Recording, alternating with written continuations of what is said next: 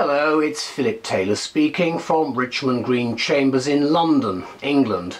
I'm looking today at an interesting book which has come to us from Edward Elgar Publishing Limited. It's a family publication company. They produce a lot of very interesting work in the intellectual property area of law.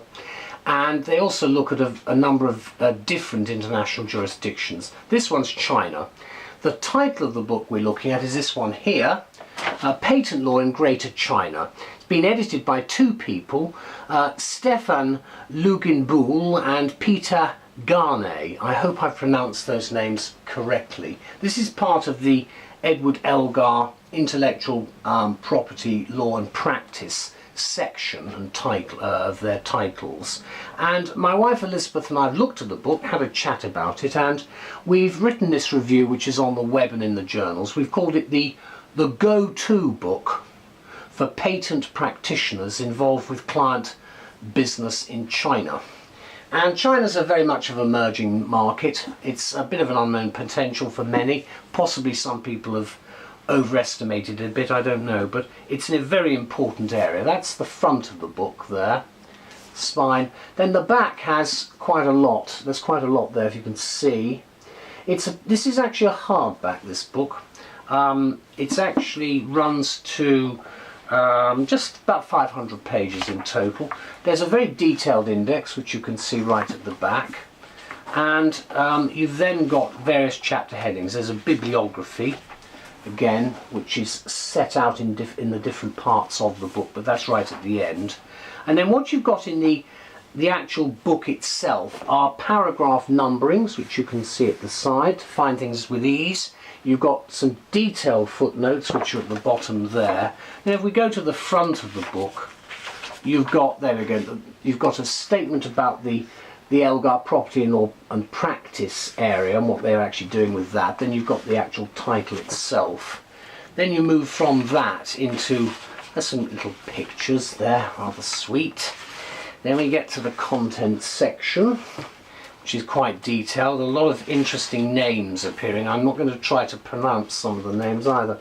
There's the rest of the content section. They're very highly important and well qualified people. This is an expanded table of contents to find things a bit easier. I'm not going to go through all of that. Then you've got the abbreviations and acronyms, which is very important in IP law, frankly, because there are a lot of difficulties. And just before that, there is a preface which is well worth reading, because it gives you the raison d'etre as to why these two guys have written this book and put it together. You've got a whole list of the contributors. I can't go through them by name, but they're obviously very distinguished people in their own fields. And what you do again with Elgar, they're bringing together these people from the academic world and the community, the IP community, together to give us the benefit of their wisdom. I mean, we are almost now into the moving into the 21st century proper, if you like, and there are a lot of changes taking place within intellectual property, the way we do our business, the way we deal with things, and of course China, as I say, is an emerging market. What we've said, and it's actually a very big market, what we've said though is the following: with the People's Republic of China well on its way to becoming the world's largest economy, it's become well-nigh imperative for IP lawyers and scholars, particularly patent practitioners, to increase and enhance their understanding of IP issues emanating from China. Hitherto, accessing the necessary research and information on this subject has been no easy task, which is why Patent Law in Greater China, which is published by Elgar, has emerged as such an important and useful book today. Here, in a single volume, you have at your fingertips a wealth of research, analysis and practical down-to-earth advice, not to mention a thorough survey of patent law in Greater China, which encompasses the following. That's the PRC, the People's Republic of China, Hong Kong, Macau and Taiwan.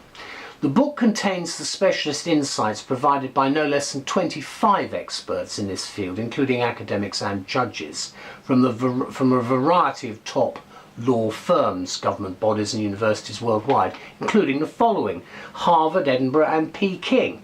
Interesting mix.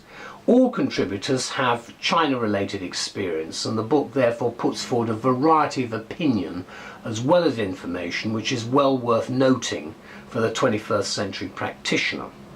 The editors point out that the People's Republic of China has developed a fully fledged and functioning patent system only within the last 30 years. Quote, "Even though not all these established practices are in the very interests of users," admits the editors, "one should not underestimate the positive effects of such enhanced transparency and predictability of administrative and judicial decision-making on both Chinese and foreign parties." And that gives you some idea of the mission that we've got with the mission statement with this book. In providing an overview of Chinese patent law and practice, the book introduces the reader to a political and legal background of key patent-related issues. In particular, there are analyses of patent law in 3 specific areas: employee inventions, biotechnical and pharmaceutical inventions, and software inventions. And part C of the book on patent application and procedure, including applications, offers much useful practical advice.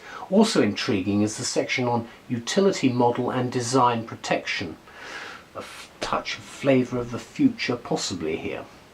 These issues and literally hundreds of others are covered with thoroughness and outstanding clarity throughout the book, which also functions as a uniquely comprehensive research resource with its bibliography of books and articles, web pages and periodicals. And there are useful tables of cases and of legislation, and also very handy a lengthy list of abbreviations which I showed you at the front just by the preface.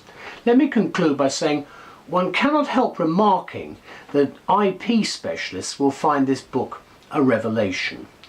The wide-ranging perspective it provides on Chinese patent law is remarkable, and certainly no patent practitioner should be without it. And the publication date is cited at 2014. We'll just look at it again quickly.